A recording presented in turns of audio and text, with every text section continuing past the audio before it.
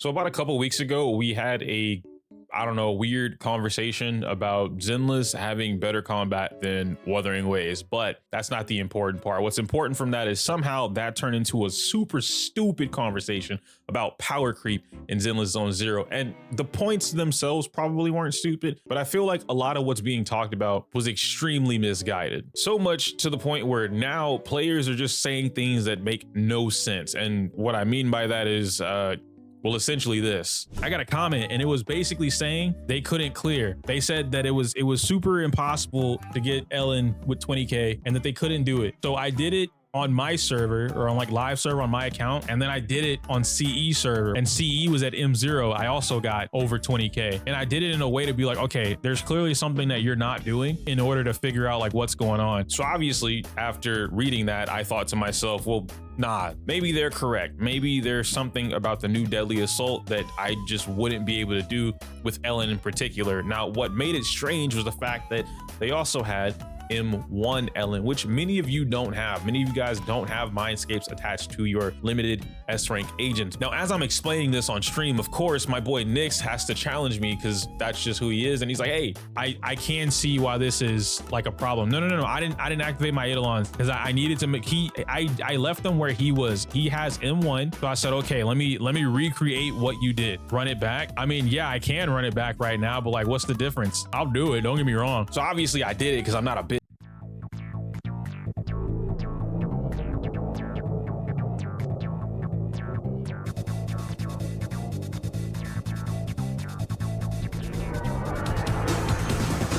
There's my stun.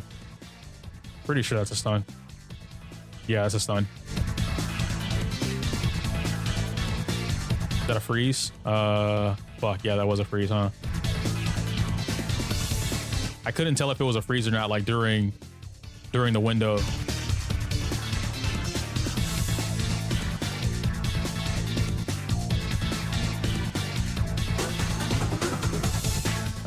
Dodge, nope, fuck, there we go. I timed it poorly, like right there.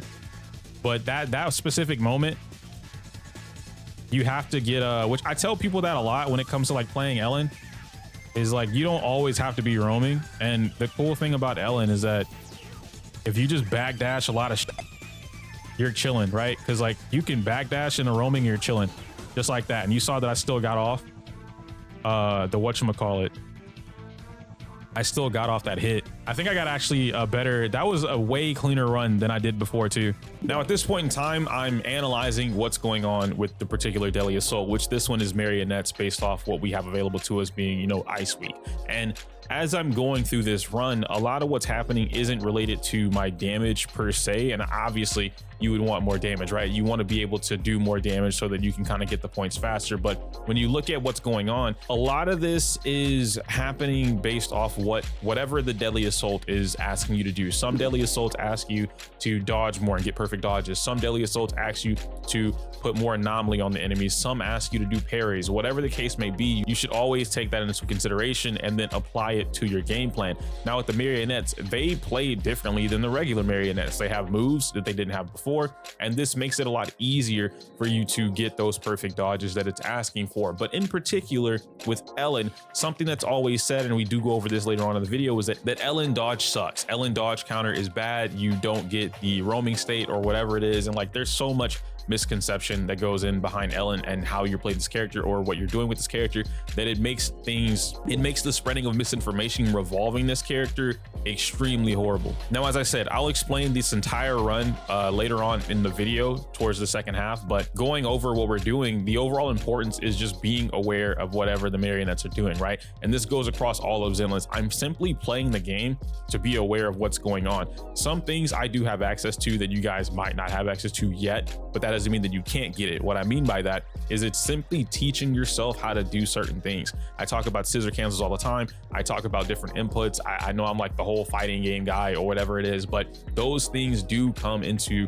relevance, or they help you get better at the game or do little tricks and things in the game to make it so that you can get more damage or you get more opportunity whatever the case may be. All of that to say that Zenless is still a game that is right now in its current state more about skill than it is about character. And yeah, Miyabi's out in the game, but that doesn't mean that Ellen's bad. So when people tell you Ellen's bad, because I wanted my Astra on this side so that I could do Astra Miyabi shenanigans, and I really wanted on this side, I wanted Ellen, Lighter, and Sokaku, which is what I had to do on the CE server. Excuse me. And on the CE server, I still cleared in 20. Like, in fact, what's funny, I'm not a big fan of Sokaku. Not because like I think she's bad. I just don't take the time to learn how to play her. But on CE server, I took a little bit of time to learn like how to play her in that particular comp, and she performed very well. So I would say that if someone were trying to clear this side with Ellen, you could absolutely do this without Astra. I did it with Ellen, Lighter, and Sokaku. If you weren't gonna run Lighter, you could probably get away with it with Lycan. It really just comes down to like learning shit, right? Like even that I fucked up on. I'll show you guys what I'm talking about. There's little stuff about what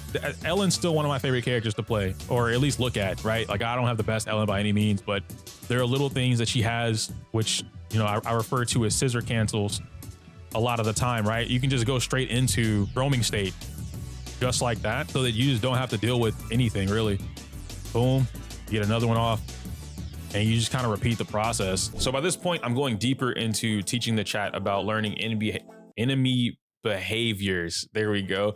Enemy behaviors, more about the agent's kit and what you can or can't do, execution tips, things of the sort. A lot of what's happening here whenever I'm playing the game or when I'm, you know, explaining these things live to my audience is that most of what you're doing in Zenless comes from your ability to play the game or to be able to execute these things. And I've said this since the dawn of CBT2 when it came to Zenless Zone Zero, it being closer to an action-based game with some means of fighting game elements. Like, I don't really care which element you decide that it has something that's not normal to standard gacha games. And because of that, you're able to manipulate. And as a player, you should always be looking to improve. You should be able to, oh, that's cool, I want to learn how to do that, or that's cool, I didn't know I could do that, let me combine it. And when it comes to all the different types of enemies that we're getting now in Zenless, there's more enemy variety and they all do different things. Nothing really fights the same. Even the marionettes, right? We're fighting the different types of marionettes now, where these marionettes don't fight like the tower marionettes, and the tower marionettes don't fight like these standard marionettes that we would have fought in the story. And to be fair, it feels closer to Monster Hunter. I know we had the whole Capcom thing where they talk about like what Capcom has or whatever with Street Fighter and the inspirations,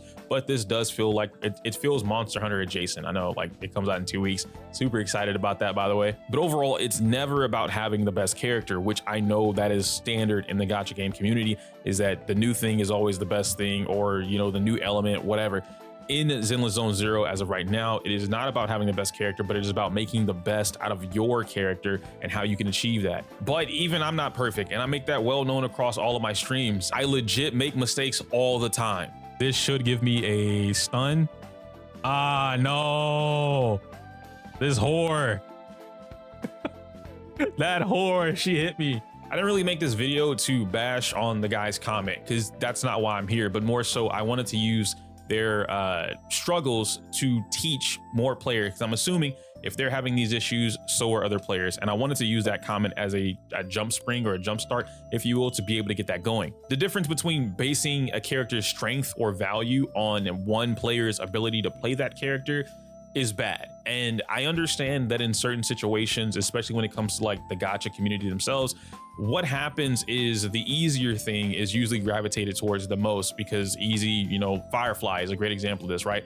Firefly, press one button, do a bunch of damage. But Boot Hill, do a bunch of damage, don't press one button. You need to know a couple different things in order to make that work. Now, take what I say with a grain of salt, because I could be mixing up terms here, but in fighting games, it's pretty much like a similar concept to it, right? Like, if I could play one character where I do a bunch of damage, I only have to press one button, or I have very basic combos, then that character might be put up in a higher tier because it's great damage, it's easy to play, and it gets the ball rolling. However, that's not going to mean that a character who also does great or greater damage, but takes significantly more skill, will not be placed in the top tier category. That just, it devalues a character's strength in a way, which we don't typically do. And in Zenless, I don't even look at the characters that way. The same thing could be said about Zhu Yuan, where now that Haramasa's out, and now that more people are understanding Haramasa after we kind of explain like, hey, he's a technical character, you should learn this, that, and a third about him. He's really great. He does this much damage. You just have to learn how to play him.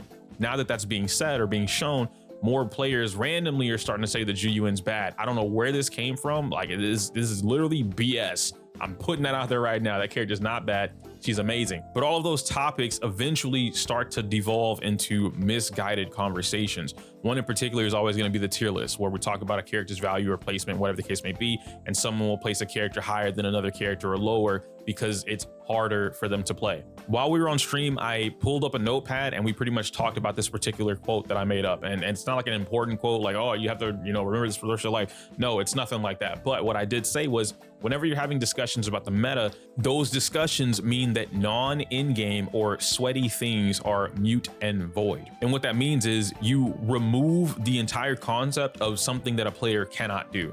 The player has to have the ability to do that. It's irrelevant at that point whether or not the player chooses to do it.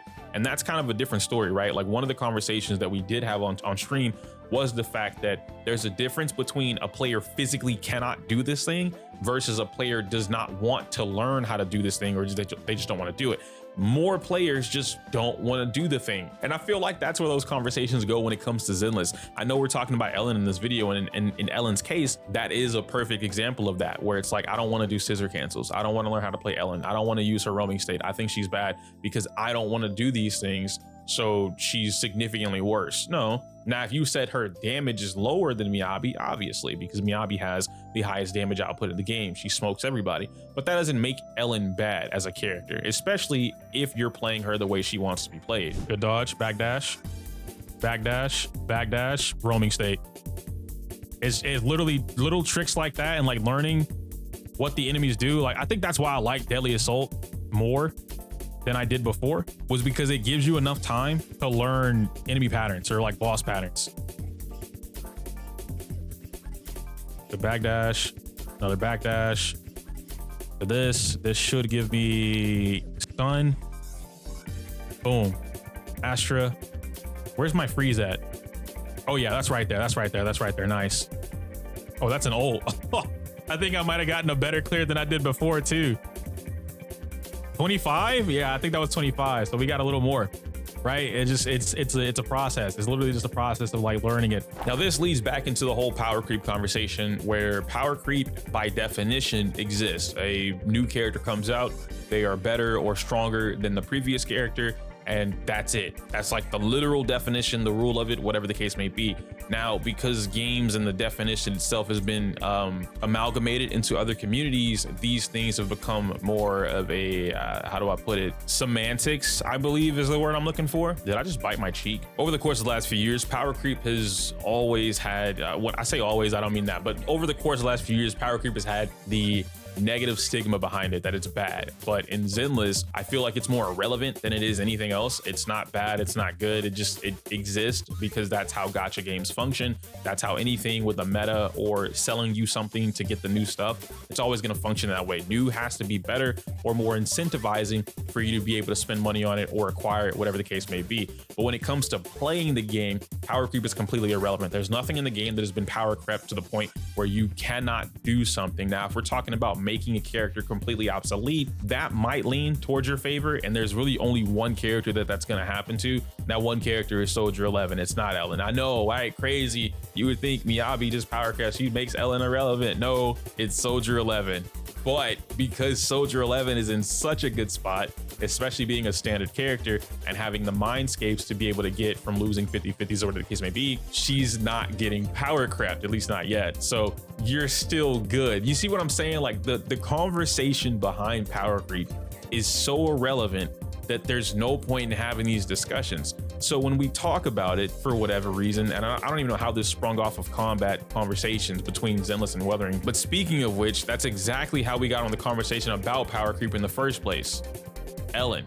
As I said, which I wanted to talk about it. I'm gonna talk about it here before we dip. Power creep isn't a real thing in Zenless the way that people make it seem to be. Chat, let me know what you guys think about power creep in Zenless Zone Zero. The reason I'm bringing this up is because over the course of like the last couple weeks, especially with Evelyn coming out in the game, and obviously Miyabi is here, a lot of people are putting it into perspective that the power creep happening, quote unquote, is really fast or it's abrasive, which otherwise would be, power creep is always seen as a negative thing. So I want to keep that in mind when we talk about it, right? When we talk about the game and like what's going on, I do want to keep in mind that power creep is seen as a negative thing, where it's like, okay, cool, Ellen's out, Miyabi just completely power crept Ellen, boom, she's done, and that makes Ellen completely unusable. It makes his character irrelevant or bad, and otherwise like you shouldn't pull this character or you shouldn't invest into this character, whatever the case may be.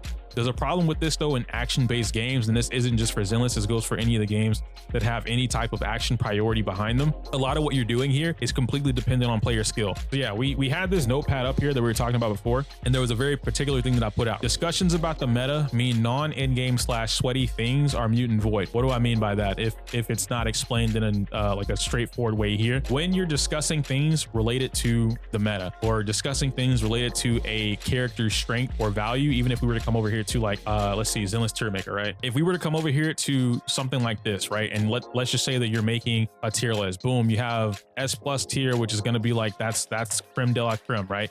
You have A tier, you have B tier, you have C tier, so on and so forth. Yeah, call it a done deal. And then D tier. Yeah, and then you start moving stuff around.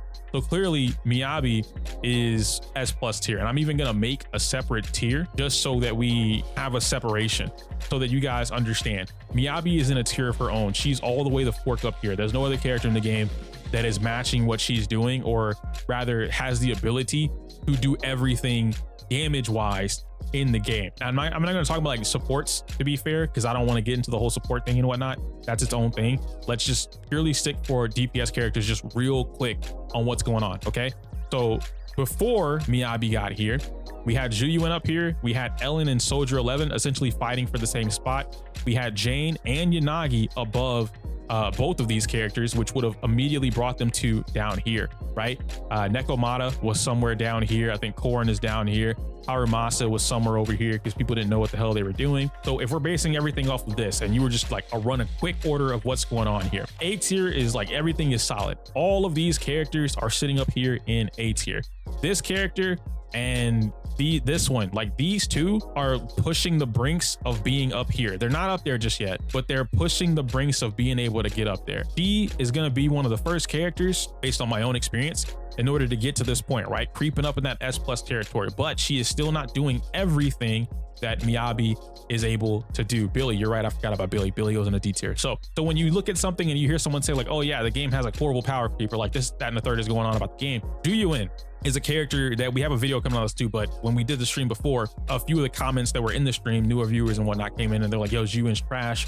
Why are you playing Zhu Yuan? Just, you know, play this other team, or, you know, just play Harumasa. Harumasa is significantly better than Zhu Yuan, whatever. The problem with saying this is you have to take into account player skill. Now, Zhu Yuan is a burst type character similar to Harumasa. Zhu Yuan takes way less execution than Harumasa does in order to get a higher damage output. Like if we're comparing these two characters by themselves, Zhu Yuan is the easier character. If you're coming from Starro, you can think of Zhu Yuan as like a Firefly.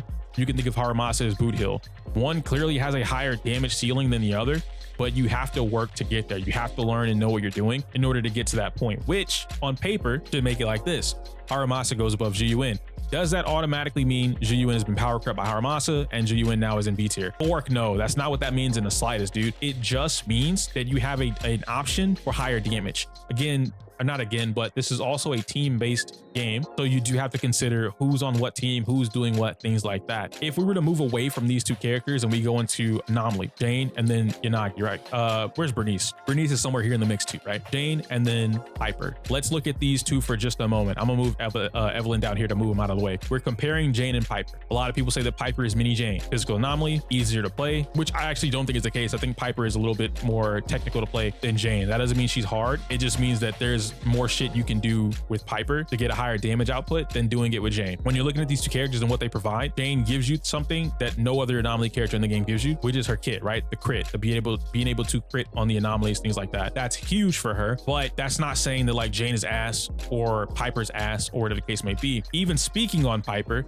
whatever you can clear with Jane, you could clear with Piper. So there's no sense in saying like, oh yeah, man, well this character power crept that character and you know, whatever, you can't do this, that, and the third. No, let's use, as we just showcased beforehand, Deadly Assault. One of the comments that I recently got was that they could not clear Deadly Assault with Ellen. Basically, what they said was that it was impossible for Ellen to get 20k on the latest Deadly Assault and the previous Deadly Assault. Now, I have done this on both Deadly Assaults.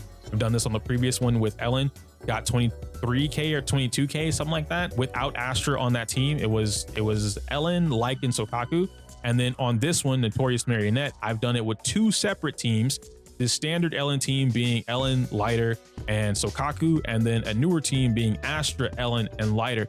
Both teams getting over 20K. Why is that? It's because I understand or have a decent amount of knowledge and skill on how to execute Ellen and when to do what with the certain teams, parries, no parries, manual chain attacks, which we learned like a couple weeks ago, and I've been abusing it with different team comps ever since.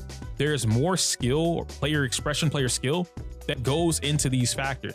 When you're talking about characters in an action-based game and you're saying power creep this or like this character's better or worse, whatever, you have to take into account player skill. It doesn't mean that you have to take, oh, well, if a player can't do it, then that means you have to take that into account. No, it's the opposite. You remove the concept of somebody not being able to do something at all when it comes to these type of conversations, because that's not what the character is dependent on. The character is not dependent on whether or not player A or player B picks up the character, and then that all of a sudden makes the character a viable character. If that were the case, which we saw with Haramasa got out here. We had a couple people, actually almost everyone from CE server was saying that Haramasa was not great. Me, a few other people put out a couple different videos, right, with Haramasa and showcasing the high damage output that he has and how to execute that damage. And now all of a sudden Haramasa is one of the best characters in the game, but it requires you to do a lot more technical inputs than what the game has trained players to do at this point. That doesn't mean Haramasa suddenly just drops in damage performance or placement value, things of the sort, right? It's a preference. You might like playing a technical character. Somebody else might like playing a character that, you know, they only have to press one button and they do everything in the game. That's fine. That doesn't take away from that character's value though. So I never apply that whenever I'm talking about this stuff in a conversation. Whenever you guys are talking about this stuff in a conversation, you should not be taking into account whether or not a player wants to do something or is capable of doing something, right? Because everyone's capable of doing it. You just have to learn it. Whether or not you want to go out of your way to learn that thing is up to you. But that doesn't detract from whatever the character is providing. Now that we have that, and we specifically talk about Ellen or Zhu Yuan, even Soldier 11, these characters that are from 1.0, well, I mean, we're still in 1.0, but you know, early 1.0, right? Like this is 1.0, she's 1.0, and then she's launch. We talk about these characters and we come over here, 25K, which we started when we started this little showcase on the stream. We were at like, what was it, chat, 20K or something like that, or like 22K, whatever it was. We did it again, we got to 24K.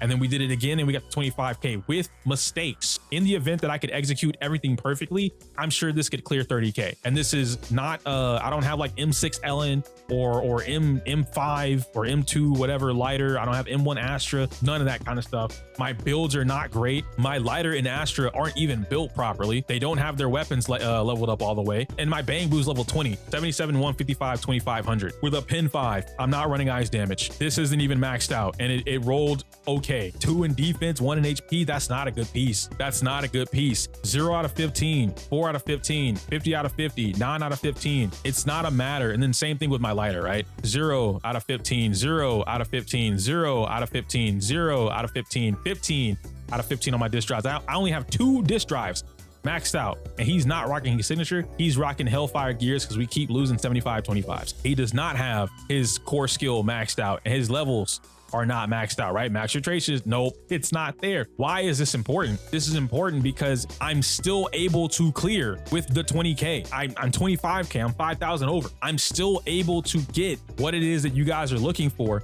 when it comes to playing the game. This is purely skill at this point. It's not solely dependent on the character, whether or not the character is cracked out of their mind or not. A lot of what's happening in Zenless, especially when you're talking about power creep or character value, strength, whatever, you have to take into account player skill, whether or not this player is capable of executing this stuff in order to achieve greater or higher results. Ellen has always been a character that is more technical to play than other characters. What do I mean by that? Essentially, what ends up happening when you're playing Ellen, or rather what you should be doing when you're playing Ellen, a lot of people complain about getting hit. Oh, when I do my basic strings, I'm more liable to get hit. This is why her best partner is Caesar, because Caesar gives her a shield and you don't need to worry about getting hit. Whereas in actuality, Caesar is a crutch. For a lot of players, Caesar is a crutch for you guys. You don't need it. Yeah, it helps you because you don't have to worry about getting hit, but it's not really helping you learn how to be better at the game or how to execute properly or do certain rotations or combos, whatever it is. Where in Ellen's case, there are things called scissor cancel. Scissor cancels are basically where you're able to cancel the animation of whatever it is that you're doing into her little scissor, you know, chomp chomp, right? The dash attack, the roaming state. The better you are at executing the cancels, the stronger your combo game is. Because now what you're able to do is you're able to convert. Convert is a fighting game. It's not a fighting game term. It's a term that I learned it from fighting games. I'm familiar with it from fighting games. I'm going to explain it. Converting means that you're able to take one situation and turn it into a positive for whatever it is you got going on, right? And so you know what? I'll show you exactly what it is I'm talking about, even though I have gameplay, right? But I'm going to go live. We're going to show you live so I can show you what I mean. I'm not going to run the full like fight or whatever the case may be, because like I said, I already have the whole thing locked and loaded. What I'm showing you guys though is a conversion. There's a certain phase that marionettes do, which is going to be, and actually I'll show you one of the scissor cancels early on, which I've shown this in my guide. It's definitely in my guide, but it'll work out in your favor. I bet if you change Astra to someone else, your toes prove me otherwise. I would gladly prove you otherwise with footage that I already have recorded with 3 different videos. I've already done this with a team, 2 teams without Astra. It's not impossible. You guys think that Astra is this crazy cracked out support, which she is, but Astra does not remove your ability to be good at the game. I want to make that very clear. You guys said the same stuff with Caesar. Whenever we're running tower, you need Caesar to get past 420. Once you get to the part where the enemies start, you don't have the parry flashes anymore, and you have to learn whatever they're doing, and you can't see when you should press the parry button. You need Caesar. If you don't have Caesar, you can't clear. We proved that wrong. There's no difference here. You guys look at things, and instead of owning up to you being not so great at the game and working to improve, you look for reasons or things to bitch about, to blame it. Oh man, if you didn't have Astra, you couldn't clear that. Okay, so what about all the other players who don't have Astra? You have to take these things into account for sure. Or Maya, I don't want to mispronounce your name, but it's like, for me, it's like Monster Hunter. You know, you fight that Rathalos or you fight that Zenalgar over and over and over, you eventually learn what it is. Right there, I just canceled it. Instead of doing her regular attack, I canceled in the roaming state just so that I could get what I was looking for. I canceled that into the switch, so she still was able to get what she wants. And we went straight here, right? Boom. I missed my tail swipe. I didn't want to do that, but it is what it is. And let's try and get to the phase so that I can show you guys. I don't get a freeze right here, which is a little unfortunate, so I'm just gonna have to burn my ult. Can you clear the stage with the OG Ellen, Lycan, and Sokaku comp? Yes, I've already done it. Okay, this phase. So this phase right here, you just be patient. 1, 2, 3. And then I would have canceled that into the roaming state, right? One of the things that I was trying to show you guys, which I just didn't do it right there, I messed up on the last hit, is that you can cancel a backdash, a regular backdash in the roaming state. You saw what I just did right there? These are things that you would want to learn for Ellen. And other characters, plenty of other characters have that, right? Not specifically the backdash into roaming state, but they have other things. And you see I got 2 dodges right there. Being able to do this and then do it again. When you cancel her backdash, her regular backdash, into roaming state, it counts as 2 dodges, or rather it'll give you the iframes for activating both, because the activation of roaming state counts as another dodge. Doing stuff like this in the middle of all of your gameplay, whenever you're playing Ellen, doing little tricks like that improve your Ellen gameplay. It helps you not get hit. Obviously I got hit, I'm not a perfect player, but you can see the implications. You also see that I was doing this multiple times during all the footage that I'm showing you guys throughout the video, that this is something that if you practice it or just get good at it, you can keep the pressure on the enemy, right? You don't have to really stop attacking. You don't have to worry about the parry. And in the event that you do need to parry, if you were to learn, as I showed you guys before, right? If you learn your scissor cancels, you can still get off your scissor stacks, come out here and do whatever it is that you need to do without worrying about getting hit. She still got the stacks off. Boom, I'm at max stacks. You saw that I didn't even have to hold it, right? Here we go again. She's gonna do something else. That's 1, 2, I'm getting hit. 3, cancel. Oh, fuck, I got hit right there. Not a perfect player, right? But you see what I'm getting at. It's the same thing over and over and over again. All you're doing is learning how to fight the boss, learning how to fight whatever it is in the game in order to go about it. Now, something that was actually really cool, and I love this about the stream that we had the other day, but I got a lot of good questions, or rather contesting questions, but they weren't contesting in a way that was like, hey, I'm right, you're wrong. No, it was way more of a, like, I'm learning what you're saying, and I'm trying to like ask, like, it's like a why, you know what I mean? Like, hey, why did you do that? Or why would I do that? Why should I do that? And because of that, it opened up the door for a lot more of us to learn more about the game or the characters, fighting the marionettes, whatever. And I even learned something myself. For instance, when we're talking about the clone, because the question that I got was, would it be better to dodge counter instead of dodge dodge? Because a dodge counter kill on the clone get you 200 free points for free. And after fooling around with it, at one point I thought that the clones would just not reappear and they would get hit, they would go away, which would be a little bit more disadvantageous for you to get off more dodges or attacks or points, whatever the case may be. But what we ended up learning overall was that there were certain points throughout this entire fight where you do want to use the dodge counter and let the full attack rock. That way you're going to be able to destroy the clone, get 200 points. It's going to put you in a more advantageous position because now you get to attack and there's not another clone coming your way. There were also disadvantageous situations where if you attack the clone, you can get punished for it. And not because you're hitting the clone and they're punishing you specifically for hitting the clone, but if you're not aware of what's going to happen next, which most of the time you don't get to see it, you end up getting hit. For instance, there's a particular scenario where you do hit the clone after the clone does the dive attack, and what ends up happening is the regular marionette or the real marionette is going to also dive at you. Another clone is going to be summoned on top of that. They're going to dive at you too, and then it repeats the process. Now they're just jumping you. And so you have to find a way to be able to attack, dodge, dodge, attack, and it makes this really wonderful sequence of attacks, or rather a sequence of events that happen, these interactions between the player and the enemy, that I personally enjoy.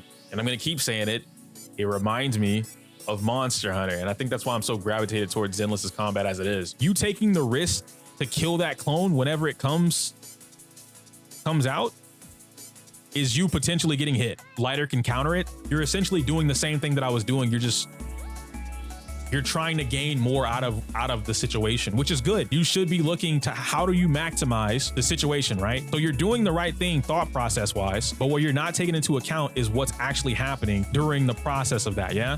So clone's gonna come out and you see it, you see how much damage it had left or how much HP it had left?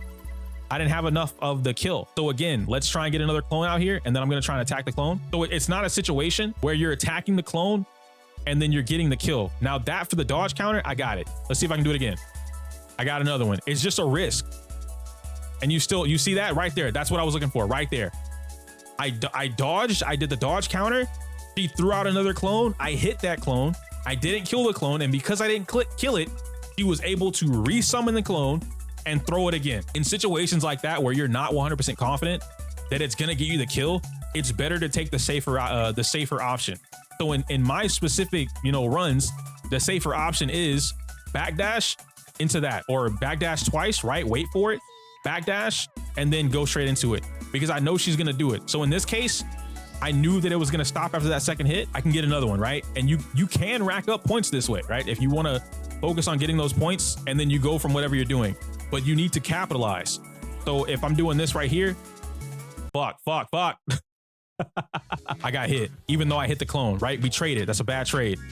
Right here, again, now you need to capitalize off what's going on, which would give you some good hits. You start your combo, and then she's right back at it. And she throws another clone right then and then. Yep, see? If you don't have the ability to react to everything going on, because you can't parry that. It's not a parry. Right? You can't throw out lighter and then lighter's gonna go bling, I'm gonna parry it. You're gonna throw out lighter and he's gonna get hit. And now you're taking damage that you don't need to take. But with Ellen, the reason why Ellen is so good in this particular scenario is because of the roaming state. Backdash in a roaming state is clean as shit. It's one of the best dodges in the game, if not the best dodge in the game. You know what I mean? But that's gonna be where we end today's video. I know this was a way longer and usually different style of video that I did, but I figured out how to essentially convert me helping folks throughout playing the game, or rather like me learning and then making it into a video so that you guys get more of a benefit. The reason I'm doing that is because I've noticed that there is a lot more, as I mentioned before, time and time again, misguided conversations. And I don't want to be like this, like everything that I say is correct or whatever the case may be, and like this is how it's supposed to go. No, but what I'm saying is that there's more nuance to what these conversations lead into, and like it's not as simple as, oh yeah, X power crept Y and you should only care about Y, or you should only care about X, whatever the case may be. That doesn't happen in this game. And as I said before, this game is more skill based, and it doesn't mean that you have to have like the best, oh, I got to be the perfect fighting game player to play this game, or I have to be the pro Elden Ring Dark Souls player to play. No, no, no, no, no. Skill is skill. Like, it doesn't matter if you're playing chess or checkers. Both require skill in order to score a victory, or your opponent is just stupid. I don't know. Regardless of the fact, anybody can learn this. It's not something that you have to be afraid of, and it's not something being forced on you. If in the event you don't want to learn any of this stuff as a player, you just don't have to. Now, does that give you the right to complain? Probably not. In fact, I think it nullifies or voids your right to complain in the event you could learn something to get better and you choose not to, but you complain about the thing that you could get better at, like dodging or properly using switch tech or properly using the parries, or even learning manual chain attacks. There's so many things about Zenless Zone Zero that make this game really good, especially from just a game perspective, just playing the game and the interactions between yourself as a player and then the enemies that happen in the game, the mobs, the elites, the bosses, the big bosses. All of these things change frequently to the point where you can now fight and attack and form your team, or whatever the case may be, however you want to do it. And what's even better is the fact that, just like Monster Hunter with the different weapons and how they play differently, which allows you to do different things, the characters play differently, and you have 3 of them. You could play 2 if you wanted to, but point being is that you have 3 characters that each play differently, which means your teams play differently and your rotations are different. It's not static like Genshin, which I think I appreciate that way more about Zenless compared to Genshin, whereas Genshin is a little bit more static, and in Zenless, there's a lot more free form. You're reacting or responding more so than you are following a roadmap and just inputting sequences because you're memorized to do so. The last thing that I want to end off here is that I do believe my memberships on the channel are ready to go. They should be launched. Now, this is something that I'm not fully confident in doing this because I don't really know if you guys even want that, but we've been getting a lot more questions lately. We've been getting a lot more, hey, can you review my account? Or, hey, can you clear this for me? Or can you help me do whatever? So I figured, why not go ahead and monetize this so it's a little easier for everybody to be able to manage, and I can keep track of what's going on. I don't get lost in the sauce, right? I help you, you guys help me, that kind of thing. The new memberships are going to be live on the channel by the time this video goes live, hopefully, as long as everything gets reviewed properly, but it is what it is. Anyhow, do whatever you want with that information. I can't say my usual outro because it's inappropriate for YouTube. Oh, fuck, how did I mess that up? I can't say my usual outro because it's inappropriate for YouTube. Like the video, comment, subscribe. Smell you later.